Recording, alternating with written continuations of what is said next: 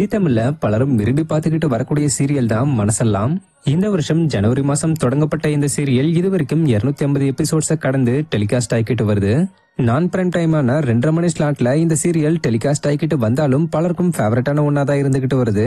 காரணம் இதுல 2 ஹீரோயின்ஸோட சேர்த்து கதைக்களத்தையும் இன்ட்ரெஸ்டிங்கா கொண்டு போய்கிட்டு இருக்காங்க. இதுல ஆக்டர் தீபக் மற்றும் பரமேஸ்வரி ஒரு பேராவும், ஆக்டர் சுரேந்தர் மற்றும் வெண்பா ஒரு பேராவும் நடிச்சுக்கிட்டு வராங்க.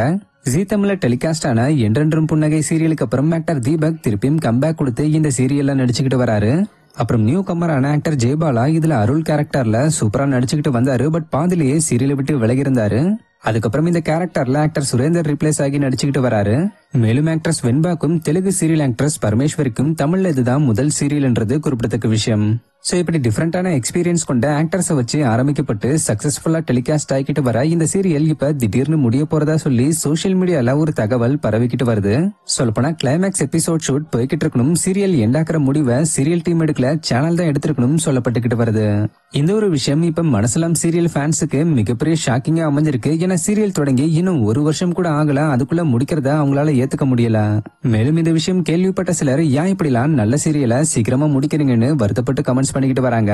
அதே நேரத்துல இத பத்தி சீரியல் டீம் சைட்ல இருந்து இன்னும் எந்த ஒரு அதிகாரப்பூர்வ அறிவிப்பும் வரலன்றதும் குறிப்பிடத்தக்க விஷயம். சோ மனசெல்லாம் சீரியல் முடிய போறத பத்தி நீங்க என்ன நினைக்கிறீங்கன்றத கமெண்ட்ல சொல்லுங்க. இந்த மாதிரி சீரியல் சம்பந்தமான அப்டேட்ஸ்க்கு மறக்காம நம்மளோட சேனலை சப்ஸ்கிரைப் பண்ணிக்கங்க.